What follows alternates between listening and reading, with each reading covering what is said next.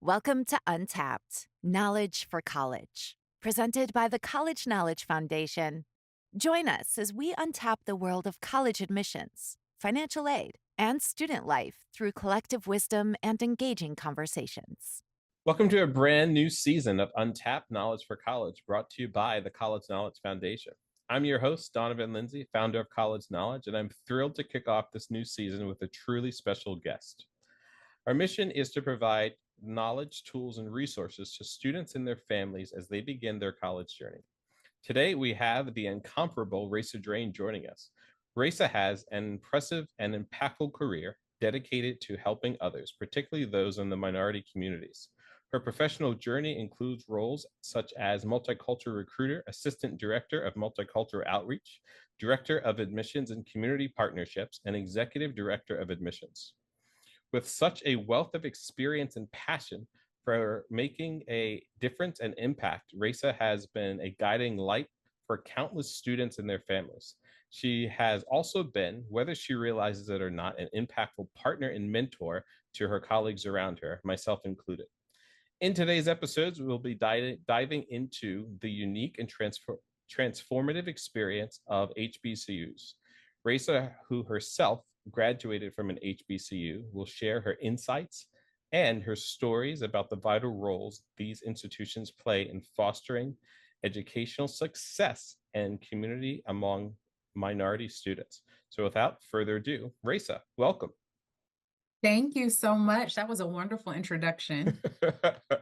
Wonderful introduction for a wonderful person for sure. But I Thank you. can't express how much I appreciate you being here today. How are you? I'm doing great. It feels good to be here. So thank you for having me.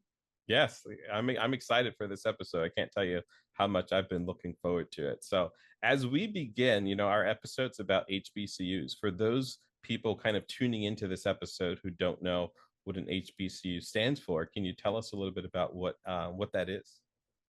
Yeah, so HBCU is an acronym for Historically Black College or University, and these are institutions of higher learning that were founded before 1964. So, before the Civil Rights Act was enacted. And these institutions were founded to educate Black people in America, usually, free Black people, as well as, former enslaved Black people. So, yeah, a lot of times, they were public institutions. A lot of them started off as agricultural colleges.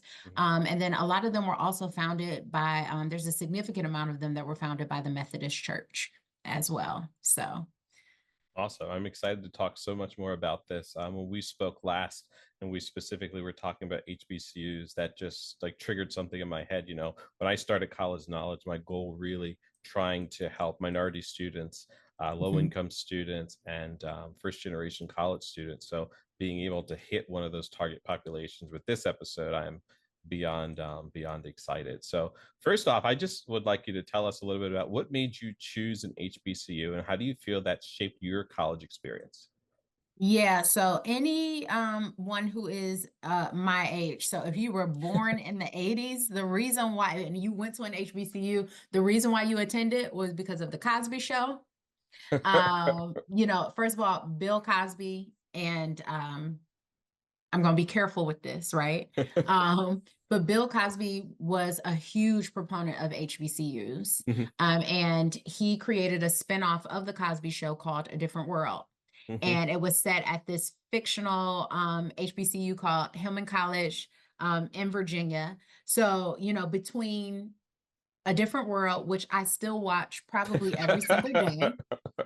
So between that show and then also School Days. So Ooh, Spike Lee, even though it didn't garner, this huge cinematic success, it is a cult favorite, especially in the Black community. So School yes, Days, starring Tisha Campbell, yes. before he became Lawrence, Larry Fishburne, Mhm. and Giancarlo Esposito. So it was like a musical, and it was set at Mission College, which was another Okay. fictional, excuse me, HBCU.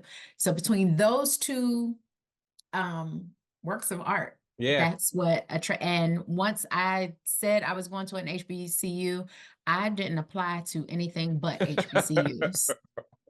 So looking back, do you remember how many schools you actually applied to?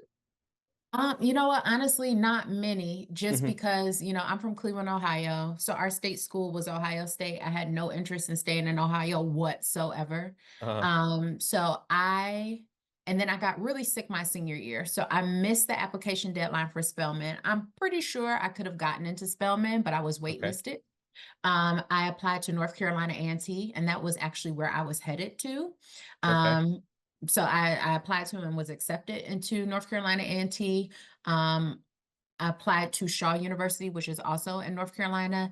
And then what's funny is I was at North Carolina A&T's homecoming because I Uh-huh. was sick. That's where I was going. And they just so happened to be playing Bethune-Cookman College at the time. Now it's Bethune-Cookman University.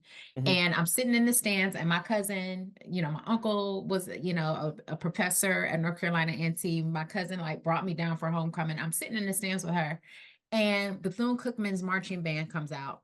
Mm. And she will never admit it, but when I say Bethune-Cookman's band ran up one side of A&T and down the other. So like I'm supposed to be rooting for A&T, but I'm like, Like, wait a second. and I feel like Bethune-Cookman might have won the football game.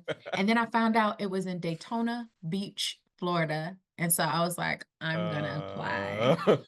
Uh, And I did, and I got a full ride, and the rest is history. that's So awesome. So I just a couple of weeks ago, I put something on Facebook. I didn't put when I realized this, but I put something on Facebook that said I was way older than I should have been when I realized Hillman College wasn't a real college.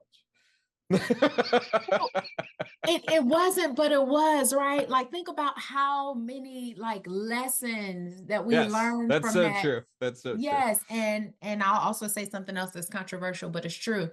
Season one was not it, right? Mhm. But once Debbie Allen came on board and she was an actual HBCU graduate, she graduated from Howard. Once they Yes, brought her on board to be the director and the showrunner, that's sure. when it became authentic, Mhm. and it took off. That yeah. So my sister last year, she or maybe 2 years ago now, she was attending Morgan State down in Baltimore. She had started Hmm. there and she attended there for a year.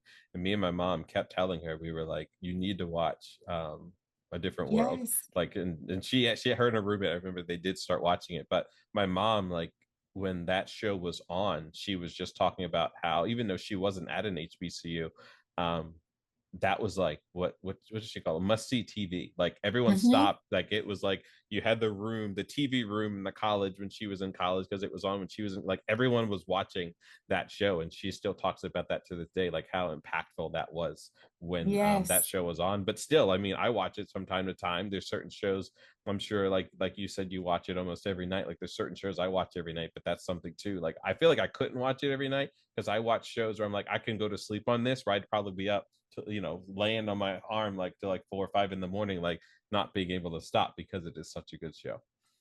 Yeah, just beautifully done show. I For can sure. quote it like word for word. It's crazy. I feel that. So next I want to just hear about kind of what were some of those more memorable experience during your time at an HBCU. Donovan, I did everything I wanted to do at an HBCU. Okay. Everything that I wanted to do. I was a STEM girl. I graduated with my degree in biology. Um, you know, and I had such wonderful and supportive professors there that looked Hmm. out. Like I said, I'm from Cleveland, Ohio. I went to school down in Daytona Beach, Florida, and I had a professor that was like, "Hey, look, little girl, um, I know you're from Cleveland. I don't know if you're going home, but if you need to come to my house for Thanksgiving, there's a That's hot huge. meal there for you." You know what I mean? Yeah. I I pledged a sorority while I was there. I ended up going into I was a cheerleader in high school, thought I was going to be a cheerleader. Um for the school, Mhm. and they were like, yeah, we don't let freshmen cheer.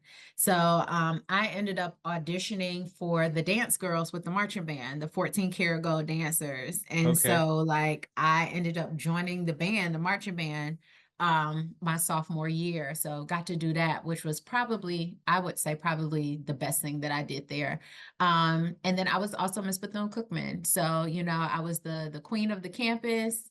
And Nice. it was during our centennial year of it being founded. It was founded by Dr. Mary McLeod Bethune. So also it's one of the few HBCUs founded by a Black woman, Nice. I didn't Dr. know Mary that. McLeod Bethune. Yeah. So I was the Centennial Miss BCC. I was, you know, in Ebony magazine when they featured all of the, you know, Black Okay. college queens.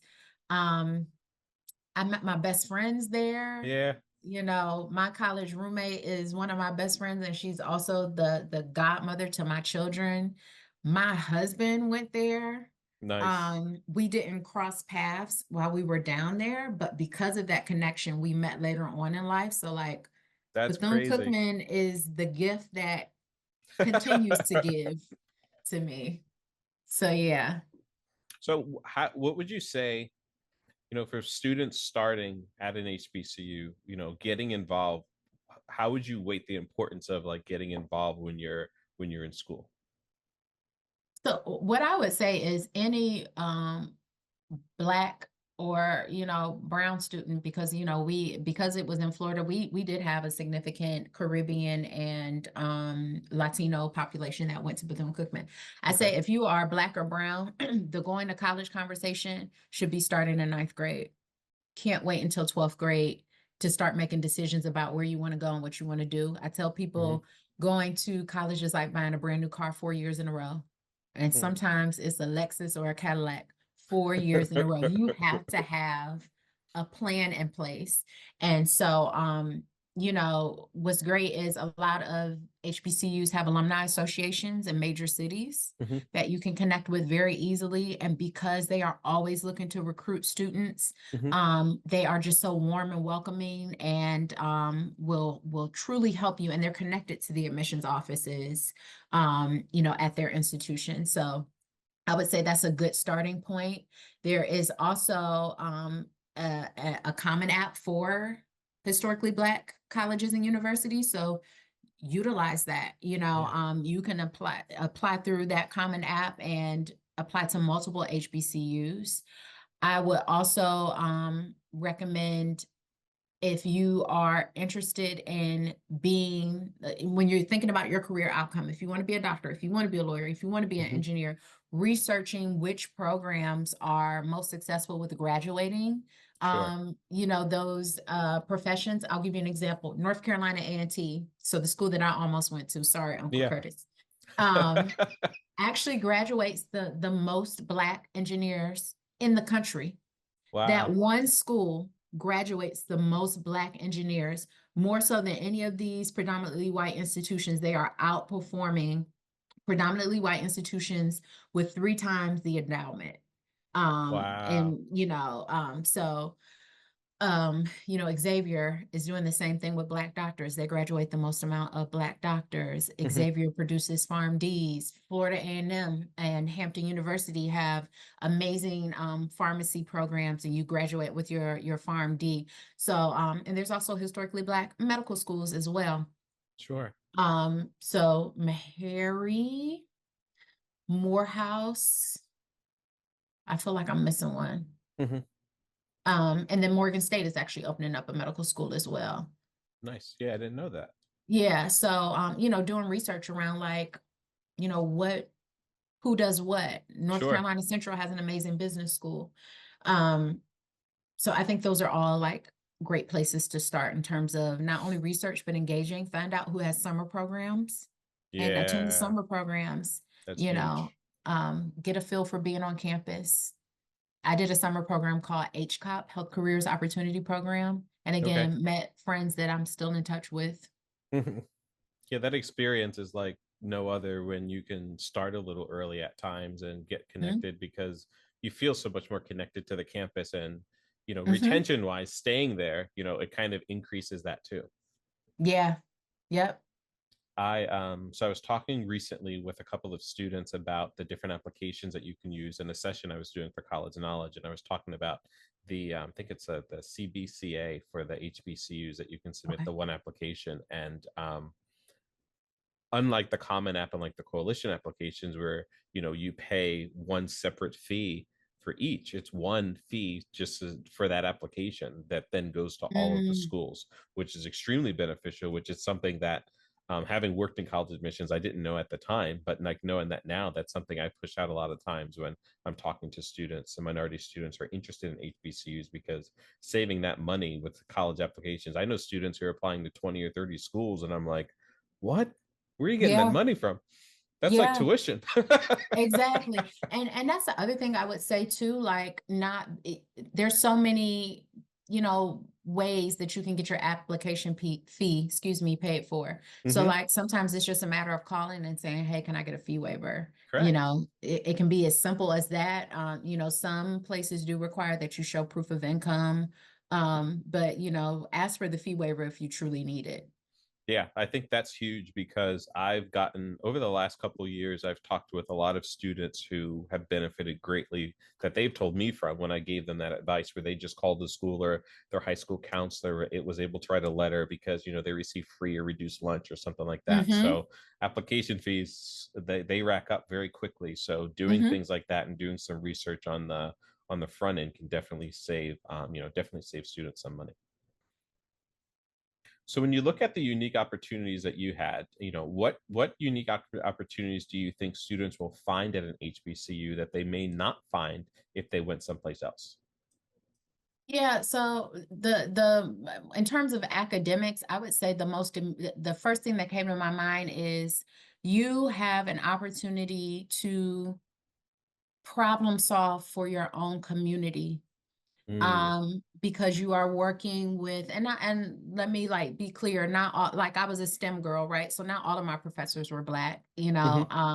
but there were Black professors, right? Sure. And even if they weren't Black, they understood, issues related to STEM that were unique to the Black community, whether it's the digital divide, food deserts, things like that. And so you have an opportunity to really solve problems that will directly impact your community.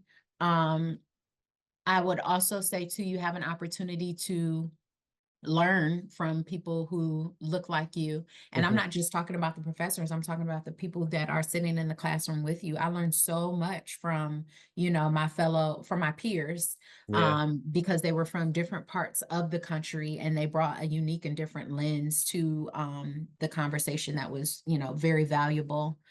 Um, I'm trying to like stick to academics before I go into the social piece, because the social piece I'm like, yo, I'm trying to think, what, here's the other thing.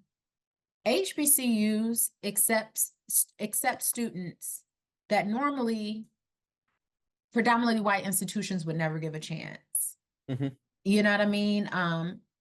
Those admissions offices are looking at things holistically. Where are you from? What high Yeah. school did you go to? And when they are reviewing the application, they're not looking at it from a deficit lens or being like, well, this student went to this school and we're familiar with this geography and they just can't hack it here. So Sure. denied. Hmm. Um, HBCUs, I feel like really are, very discerning about a student's potential. Um, and then there was never a time where if I didn't understand, some type of concept, or if I was having a hard time, that I couldn't go to my professors or that my professors didn't come to me. And I think that was something that's very different. Like my professors could look at me and be like, what's going on with you? Yeah. And then, it's like, oh, I'm pledging. And they'd be like, so it you had people looking, I had people looking out for me in ways that my family would look out for me, and I'm not Hmm. sure I would have gotten that at a predominantly white institution. I would hope I would, but Hmm. I'm not Yeah. sure about Yeah. that. Sure. Now, in terms of social, opportunities or just Mhm. a sense of belonging. I had a ball. I Okay. had such a, a magnificent, wonderful time Uh-huh. going to school. And, you know, like I'm married now, but like fine black men, what? You know what I mean? You know, that are upper, it's one of those things where it's like you have a lot of the freedoms of being an adult, Yeah. but not all of that responsibility of Responsibility. being an Yeah. adult. You know, I loved going to band practice, even though my band director was tough. When I say that man, he would cuss you out worse than any football coach ever could, right? Mhm. He did it with love. He loved us, right? But like I loved going to band practice. Homecoming, HBCU homecoming, and I know you've heard that Mm. before. Like there is nothing that compares to that. It's just like I remember when I was on student government, like just us not renting, purchasing boxes of steamed crabs. And we are No, out on the yard. Everybody is cracking crabs yeah. on the yard. Like it don't get no blacker than Sure. that. Mhm. Um, you Yeah, know, that being in the community band and people is going to the football game to see the yeah. band, not Yeah. to necessarily see the football team or, you know. So yeah, I had an amazing time and I didn't have, I feel like some of my insecurities and imposter syndrome as I transitioned into adulthood in professional spaces, that's when that emerged. But, you know, Yeah. yeah. I remember watching, I forget who I was with, one of my cousins, and they may have went to an HBCU. I can't remember. But I remember watching Drumline. And I Mhm. just remember them talking about how like people go to the games and like they don't even care about the game. It's about the band. Like it's about that community and that energy of, exactly what you're talking about, and like how it's so hard to put into words, but like it's just there, and that community that you feel is different than you feel most places. Yes, my band was actually in Drumline. Yep. Was it really? Yeah. Bethune-Cookman. So at the end, if you see girls in like the leopard print at the end of the, you know, it's like the Yeah. battle of the bands. If you see the girls in the leopard print, like that's my band and that's the dance team that I was on. No So way. yeah. I'm learning so much. I want to go watch Drumline. Yep, you gotta watch it. um So, what role do you feel HBCUs play in promoting diversity and inclusion in higher education? Yeah, so I think it's something that we do effortlessly because they were founded with the intent to educate folks who normally wouldn't have been educated. Sure. See, it's the white institutions that have to do with all this DEIB work, right? There were Hmm. white kids that went to Bethune-Cookman University, and you know, I won't speak for them, Hmm. but um I don't think that they had to they ran up against systems where where they were told like you really shouldn't be here, Hmm. right? That was not the case. And we had international students. I remember a guy from like Romania that was in, you know, a lot of my classes. Sure. So it's like that's the difference. The way that it was designed and the intent and the mission, there's no need for diversity, equity, inclusion, and belonging. Whereas with these with predominantly white institutions, I don't think that they utilize HBCUs to gain a better understanding of how they can be better. So, you know, they'll Mm. hire underrepresented people Hmm. to do the work within their institution, but it's on their terms. Yeah. But I have yet to see, and maybe this has happened, Hmm. but I have yet to see where um let's use this is just for us for the sake of example, where a Penn State tapped Lincoln University, which is in Pennsylvania, or Cheney Hmm. University, which is in Philadelphia, and it is the first HBCU. They have never said, hey, I see y'all doing this over here, teach us what you're doing. Yeah. How are you supporting students who have lower SATs, and not all of them do, but have Hmm. lower SAT scores, are from impoverished neighborhoods? You know, how are you supporting these students and graduating them? Teach Yes. us. That doesn't happen. So I think there's definitely a place for that, and HBCUs are actually could lead that effort. Yeah, they've been doing it. Like they've been doing it forever. So no, that's a good insight. What advice would you give a high school student, particularly minority students who are considering attending an HBCU? Go do it. Do it. You won't regret it. I would say again, that starts early.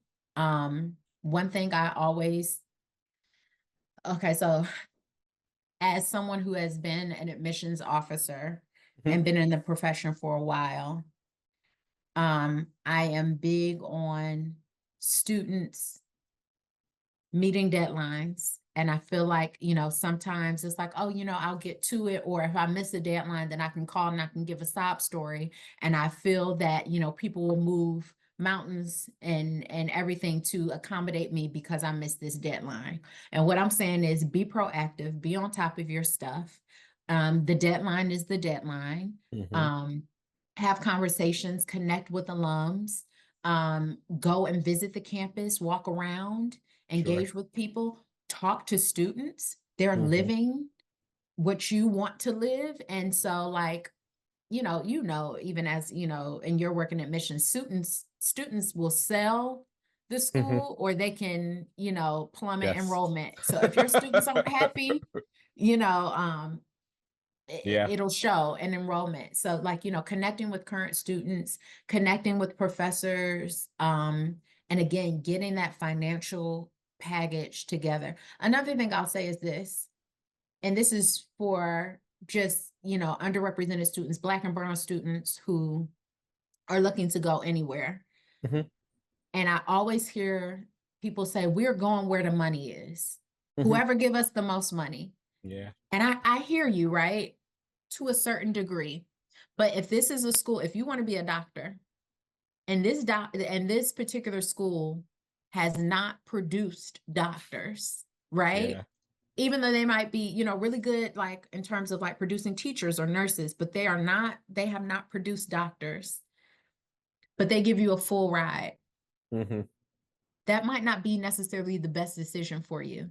So is it worth you paying $10,000 a year to go to another institution that is known for producing doctors? So yeah, it's a financial investment, but your outcomes are going to be better. They know exactly how to get you to the finish line. So, that's some other advice that I would give. That's advice I give since starting College Knowledge a lot. Like, you can't just really look at that sticker price of what you'll be paying or what they are going to be giving you, but you have to look at, how we look at holistic admissions, where we look at the whole student. You look at all of what you're getting from the institution, look at those graduation rates, look at those retention rates, look at these things that are you going to be successful there, and is it going to get you to that end goal? Because my role now professionally, full-time doing recruiting for different companies, like I see so many things now that I didn't see when I worked in higher education, where I'm like, only if they did this, or, like there's so many things now. So like you were saying, especially for minority students, preparing early is so key, and following those deadlines, because there's so many calls and emails and things that happen where it's like, well, they just think the deadline's kind of a rolling deadline. And some schools have that, but sometimes deadlines are deadlines. And then that dream school, that's it. It's over because you didn't meet that deadline. Yeah, and that happened to me. Like I said, I wanted to go to Spelman. I got sick. I missed the deadline. And it's like, yeah, I understand, but you got sick and she got sick and she got sick and she got sick. You're not the only one that got sick. You're not the only one. So like Everyone's the got a story. deadline is the deadline. And when you miss deadlines, you're missing opportunities for scholarships. Now you're not considered for that. You're missing, opportunities, to maybe get on board with some research opportunities, because there's some institutions that let you do research as a freshman. So like, being proactive. And something else I'll add to, I see this more so in Latino families. The college decision is a family decision. And I see more so with Black families, the student makes the decision. You know what I mean? That's Like, so interesting you said that. I've never thought about that before, but just thinking, yeah, that's so true. yeah, the student leads the decision. And I would like to see us as Black people maybe shift. And it doesn't, I mean, here's the thing. Yeah, it's important for like your immediate family, but I'm even thinking too, like, sit down with people in your church that are Yeah. successful, or that have gone to college, sit down with your teachers because they're also a part of your extended family Yes. as well. Or, everybody got the neighbor down the street that, their lawn is nice, they drive nice Yeah. cars, and so really like thinking about who do you want to be around the table with you when you are making that huge decision. Again, like I said, it's like Yes. buying a car 4 years in a row. So you want some people that are good with their money, even if they didn't go to college. You always got people in the family that are good with money, that know how to save, that did everything right with their retirement and things like that. So sitting down and making that decision and not placing that decision on a 17, 18-year-old Sure. kid. It's a lot. It is. It's a lot. So looking back at, your experience, how do you think overall your experience at an HBCU shaped who you are today? And it's interesting that you asked that. I feel like I've heard people over the years say, "Oh, I wouldn't send my child," or I'm leery about my child going to an HBCU because that's not reflective of the real world. The real world is not Yeah, I've heard all, that. and it's just like there is nothing that Bethune-Cookman did not prepare me for.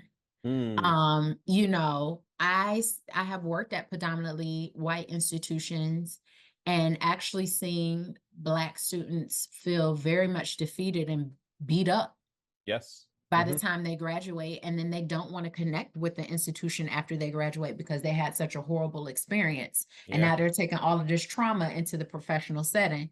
How did that really prepare them? You know what I mean? Hmm. Whereas I didn't have the distraction of racism, and that's what racism is, right? It's a distraction. Yeah. When I was in class, I did not have that. That wasn't something that I had to think about, so I could focus and concentrate on learning and Hmm. just being, so since I know what it feels like to be able to focus and learn and be, now that I'm in these, predominantly white settings as a professional, I Hmm. can pull from that experience. And now, especially now that I'm over 40, when I say I be learning and being, Yeah. and you just gonna have to be okay with it. But Yeah. so I feel like it prepared me in terms of like my confidence, being strategic, Mm, building community, learning how to collaborate and work with people organically, learning how to play supportive roles as well as leadership roles. Bethune-Cookman prepared me to do all that, to be resourceful, to make a dollar stretch.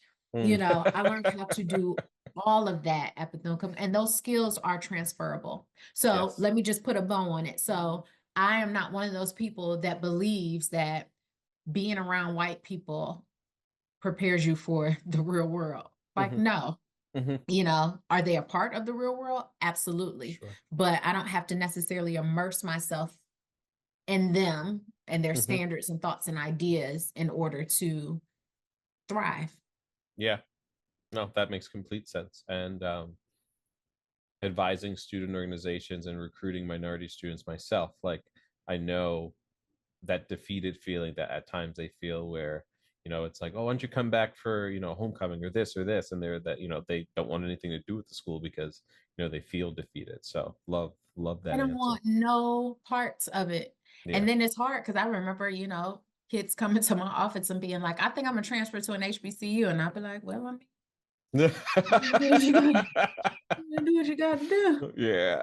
So I feel that. So, last question that I have for you, outside mhm. of, deadline wise, when you were going through your journey of applying to schools, what is something that you wish you may have done differently, or what is something you wish you would have known about when you were a high school student looking to go to college that you feel, would have made everything a little bit easier, knowing what you know now? Yeah, so I am not first gen. I both of my parents were our college graduates. Okay. But it's so interesting because since they were first gen and since they kind of like just got through it, right? Mhm. I don't think that they were necessarily savvy in terms of the college process. So again, even though I wasn't first gen and I had college educated parents, I feel like we made a lot of mistakes that first gen students make. Sure. And so I think, in retrospect, had we leveraged our community, we went to church. So I went to a mixed church. Okay. Um, and so that was interesting. That's another show. Um, but I went to a mixed church, and like the elders in the church, when I say they had some money, Uh-huh. like money, like just and savvy. I'm talking about like accountants, lawyers, college professors, and Mm. then the black elders too, the black male elders. I mean, they were like financially set, like Yeah. and so like I think we could have tapped into our network a little bit more to help us make better decisions. And then the other thing I would say is, as a STEM major, I wish I would have been more focused. Again, when I say I was having fun, I'm like, oh, okay, I'm about to pledge. Okay, I'm about to run to be queen. Oh, okay, I'm about to, be in marching band and dance and be on the field. Oh, I'm But you about got that to, test on Thursday. you know what I mean? So, right. And it's like, and in retrospect, I wasn't gonna be no doctor, right? But that's what I Uh-huh. said I wanted to be. Sure. And that was the path that I was on. Maybe had I been more focused and again had more mentorship, Mhm. then the outcome would have been different. I wouldn't change anything, but it is something that I think about. Perfect. Well, that brings us to the end of this insightful episode of Untapped Knowledge for College, brought to you by the College Knowledge Foundation. We hope that you enjoyed our conversation. I know I enjoyed our conversation, learned Me some too. things like I always do from Rasa. But I'm extremely grateful that she was able to provide some insights into the transformative experience of HBCUs. Don't forget to subscribe to our podcast, where you'll never miss an episode. For more information, resources, visit our own website, collegeknowledgefoundation.org, where we have tons of resources for you as you navigate your college journey. But also make sure you follow us on social media. Until next time, see you later. Thanks for tuning in to Untapped Knowledge for College. Join us next time as we continue to untap the wisdom and guidance essential for success on your college journey. Follow us on Spotify or click the link in the description below to follow us on other platforms. Visit our website if you're interested in booking a session.